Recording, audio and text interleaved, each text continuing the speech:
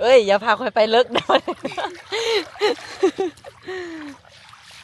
ลอยน้ำเป็นบ่น้องเบลเป็นอยู่คือสิเก่งแล้วเนาะน้องเพิ่นได้อีกเลยพี่น้องตัวเหนียวเนาะเพิ่นเอิ้นนะภาษาลาวเอิ้นเหนียวเนาะแต่ภาษาเพิ่นน่ะเอิ้นว่าสั่งอาเสิร์ตเนาะน้องนันเนาะโดย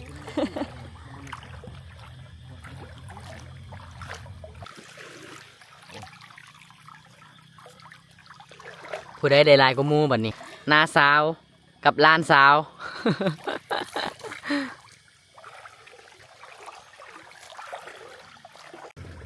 ใช่เอามาเบิ่งดูตัวเหนียวน่ะโอ้พี่น้องนี่เนาะนี่คือตัวเหนียวเนาะ โดย พี่น้องตอนนี้กับน้องเบล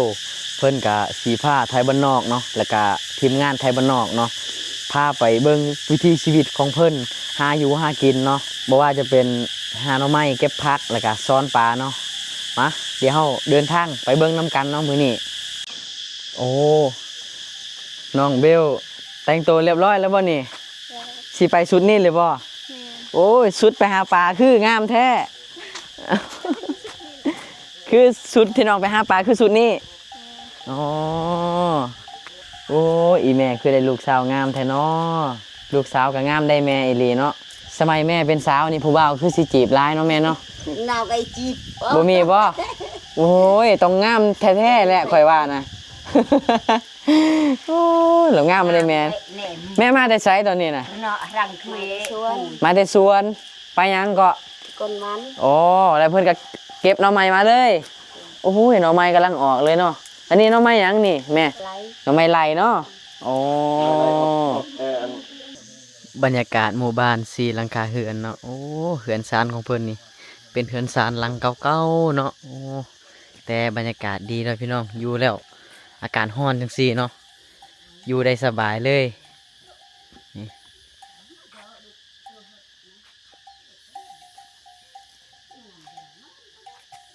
โอ้เตรียมเครื่องแล้วเนาะบัดนี้ mẹ แล้วเอ้ย เอ้ย ผู้ใดนี่ là sao น้าสาว อันนี้บ่น้าสาวเจ้า mẹ โอ้มาพี่ดูหนังละมันอยู่พี่ดูอยู่ห่มพี่ดู มาซายังหน่อยเนาะ ปาโธคือตาแพงแท้ซื้อจังไดแนะนำซื้อแหน่ sư nan ซื้อนาน đôi จักปีน้อง chip xì 14 ปี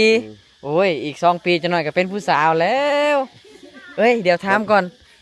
หน้าตาน้องคือคนผู้ไทยแท้ งานเนาะขาวนั่นกันเนาะคือกันเลย เป็นคนบรูแท้บ่เป็นคนโต้ยแท้บ่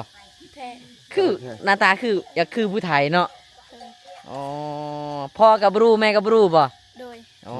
แต่หน้าตาเล่าวนี่อยากไปคือแบบผู้ไทยคือคนเล่าวแท้ๆเลยเลยแบบเล่าวลุ่มนะพี่น้องเนาะแต่เล่าวน่ะเป็นคนชนเผ่าเนาะโอ้ยน้าสาวกับหลานนี่อยากซ้ำกันเลยเนาะวันนี้ ปีหน้านี่เราสิได้เป็นผู้สาวแล้วเป็นผู้สาวแล้ว เราใหญ่กว่าแล้วนี่ ยังเข้าโรงเรียนบ่ đôi เข้าโรงเรียนอยู่ห้องไหนล่ะ không mà song ห้องมสองไปเรียนอยู่ไส chúc sum จุดชุมตังอะไร đôi อ๋อ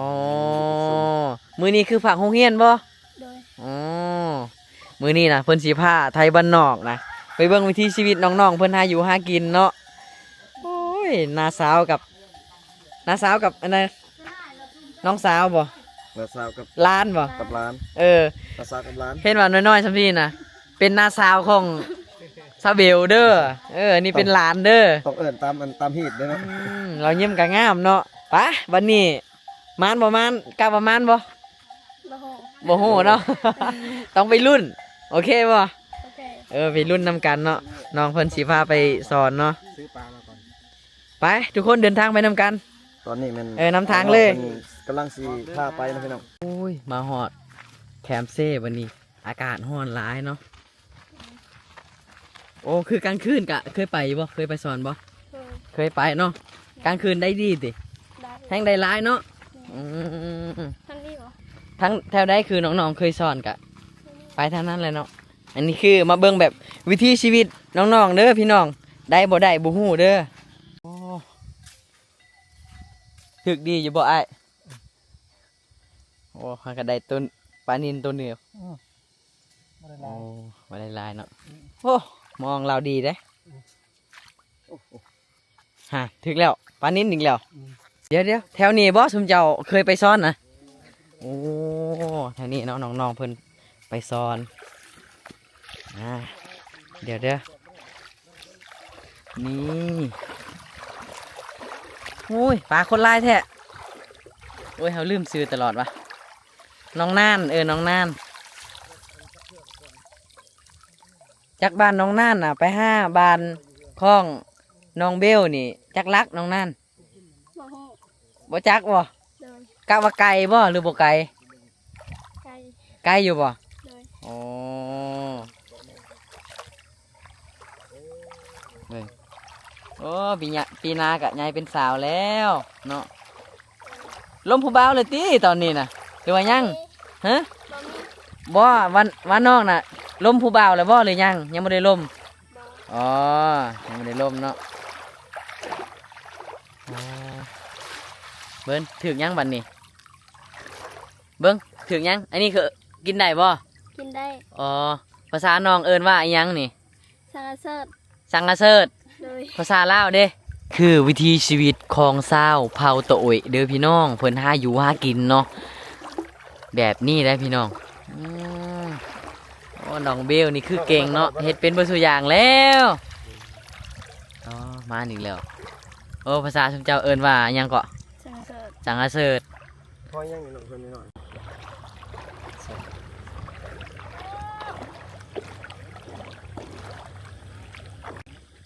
อันนี้เขาเอิ้นว่าเสียหยังน้องเบลเสียหยังนี่ สิละเนาะ เสละน้องอ๋ออันนี้คือเสละน้องนะพี่น้องเนาะอ๋อทั้งงามทั้งเก่งเนาะโอ้ผู้ใดได้สิโชคดีได้น้องเบลมาเป็นแฟนเนาะ แต่ว่าต้องมาอยู่กับเราได้เนาะเฮ็ดไร่เฮ็ดนาได้ทางป่าได้เนาะเราก็โอเคเพิ่นว่าเราเปลี่ยนใจเลยเด้อเรามาบ่มักเลยเด้อคนรวยเด้อเรามักคนจนอีกบัดนี้ บรรยากาศเซละน้องเนาะบ้านปะตุยเนาะเมืองน้องแขวงสวรรณเขตพี่น้องเมื่อยบ่น้องละ เมื่อย เมื่อยเนาะ โดย เดี๋ยวอายขอเบิ่งวิถีชีวิตน้องก่อนเด้อ โดย อ๋อน้องเก่งเลยน้องตำเข่าวก็เป็นบ่ เป็น ตำข้าวก็เป็นตักน้ำก็เป็นแล้วนึ่งข้าวก็ได้เลยบ่ ได้ โอ้คือเวียกเฮือนนี่น้องเฮ็ดเป็นทุกอย่างแล้วเนาะเกิดอายุ14เองได้พี่น้องแต่เฮ็ดเป็นเบิดทุกอย่างแล้วเนาะแต่ว่ายังเป็นคนหักให้ผู้บ่าวบ่ได้เนาะ โดย เพราะว่ายังน้อยอ๋อ โอ้สุดยอดเนาะ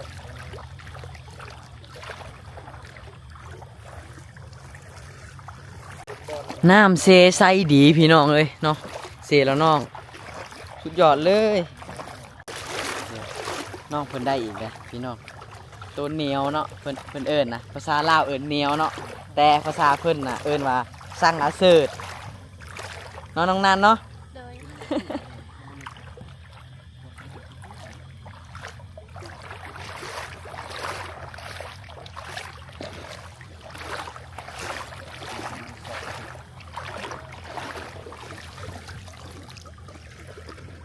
ใช่เอามาเบิ่งดูตัวเหนียวน่ะโอ้พี่น้องนี่เนาะนี่คือตัวเหนียวเนาะ โดย เห็นอะไรกินแสบตัวนี้น้องหล่ะฮะให้เห็นอะไรกินแสบเฮาครัวบ่หรือว่าแกล้งหรือว่าให้จังไดแสบ แกง แกล้งเนาะ โดย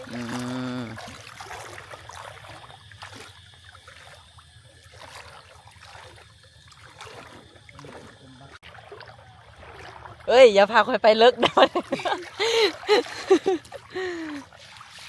ลอยน้ำเป็นบ่น้องเบล เป็นอยู่ คือสิเก่งแล้วเนาะ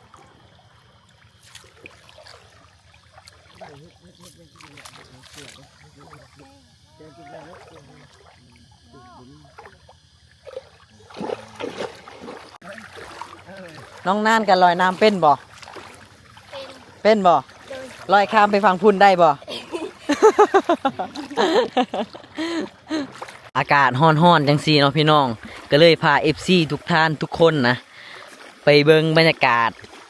น้องๆสอนปลาเนาะ สอนเหนียวแล้วก็เลาะตามเซจังซี่เนาะเพราะว่าอากาศมันร้อนแห้งอยู่เฮือนก็ได้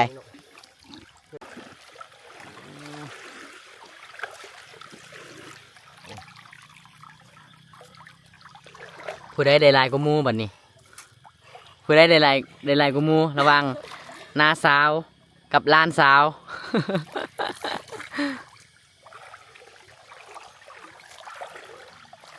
สิไปไสวันนี้ ไปอาบน้ ไปอาบน้ำต่อ ำโดย ได้ลายแล้วบ่ได้ลายแล้วบ่ ลาย ได้ลายแล้วเนาะ โดย โอ้ได้ลายแล้วน้องพักโรงเรียนจากมือ 3 มื้อ 3 มื้อ โดย อ๋อใกล้สิสอบเซ็งเลยติ ยัง ยังบ่ โดย อีกเฮิงบ่จังได้สอบเซ็งอีกเฮิงบ่ อีกเชิง อ๋อเบิ่งหน้าตาแล้วคือสิเรียนเก่งเนาะแต่ละเดือนนี่ได้จัดที่เท่าใดน้องเคยได้ที่1น้ำมวยบ่เคยได้บ่เป็นได้ที่เท่าใดซะ ที่3ที่3ที่4 โดย โอ้ถือว่าเก่งแล้วสำนีนะผู้ได้เก่งที่สุดมีบ่ มี มีแล้วเนาะ โดย อืมเคยมีหมู่คู่ทางอยู่บ่วันน้องน่ะ เป็นคนงามมีบ่ มี มีเนาะ แสดงว่าฮู้แล้วว่าตัวเองเป็นคนงามบัดนี้ฮู้แล้วเนาะ โดย เออเนาะน้องเพิ่นสิพาไปอาบน้ำเพิ่นว่าอากาศร้อนแห้งเนาะอ่ะน้องไปเฮียนนี่จักมื้อน้องเชียงสิได้เมื่อบ้าน ลายมือ หลายมื้อ โดย ประมาณที่หนึ่งแล้วจังมือเฮือนเทื่อนึง โดย อ๋อมองนี่นะเป็นมองคามบักได้พี่น้องเนาะเพิ่นน่ะคามรถไปพุ่นเนาะเขาจะเฮ็ดเป็นเรือบักเนาะมี3เล่มเนาะจะเฮ็ดเป็นฮับคามรถใหญ่รถจักรเนาะคามไปพังพุ่นเพราะว่าไปพุ่นน่ะยังมีหมู่บ้านคนอยู่ได้พี่น้องยังอีกหลายๆบ้านเนาะอืม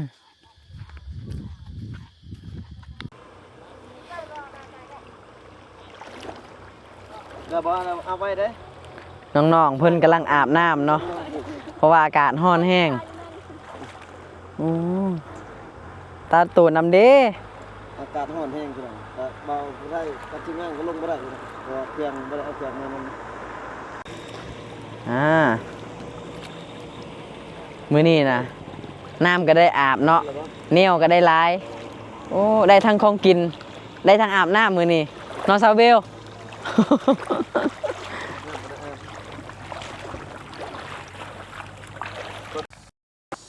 ได้หลายบ่บัดนี้พากันเมื่อเลยฮะ พอได้กิน พอได้กินนะเนาะ ใช้เอามาเบิ่งดูโอ้เอ้าพักอันนี้กินได้บ่ โอ้โหเราเอา ไผเอาอายเพิ่นเอา แม่ โอ้ย ได้ อายเพิ่นเอาเนาะตอนนี้ก็พากันกลับเลยพี่น้องเดี๋ยวพ่อกันอยู่เฮือนเนาะย่างไปบ่บัดนี้ย่างไปเนาะเฮาบ่มีรถเนาะ แม่ โอ้ยเพื่อสิฮอดเฮือนนี่ก็คือเก่าแล้วแบบนี้ตอนนี้ก็มาฮอดเฮือนแล้วเด้อมาฮอดเฮือนของสาวเบล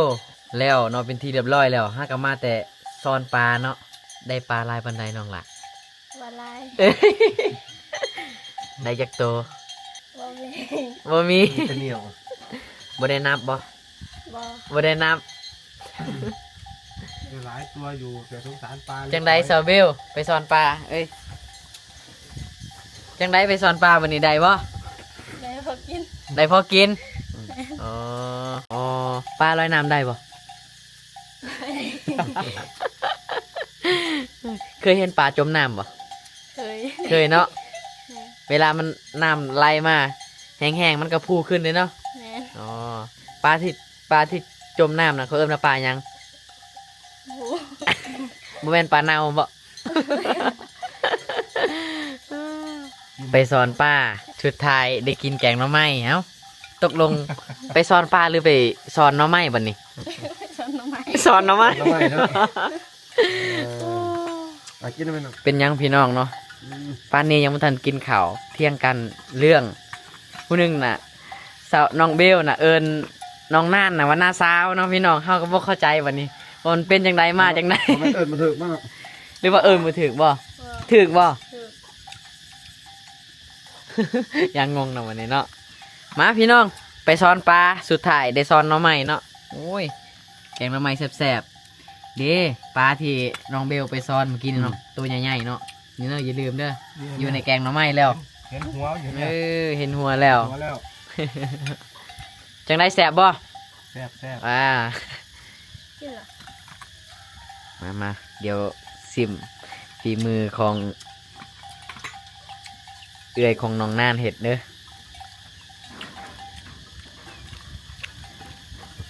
พี่น้องกินข้าวกับน้องๆพุ่นเด้อนี่เพิ่นแกงหน่อไม้แซ่บๆเนาะบรรยากาศฮ้อนๆแล้วก็แกงหน่อไม้ฮ้อนๆโอ้ยสุดยอดเลยหน่อไม้ออกดีเลยน้องทางนี้ แซ่บมันคือจังมา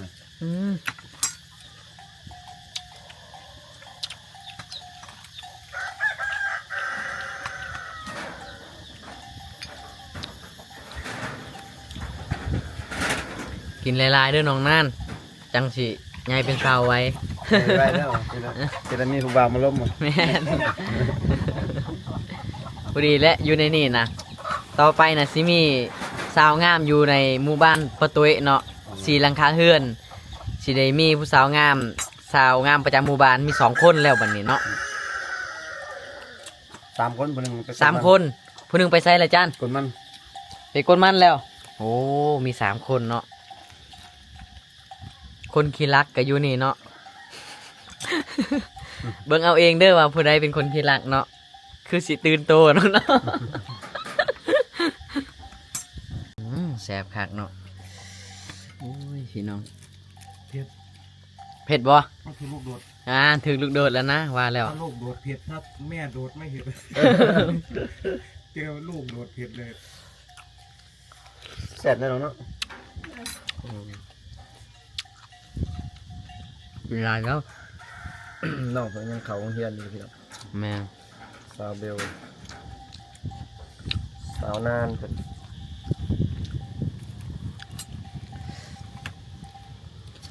โอ้ย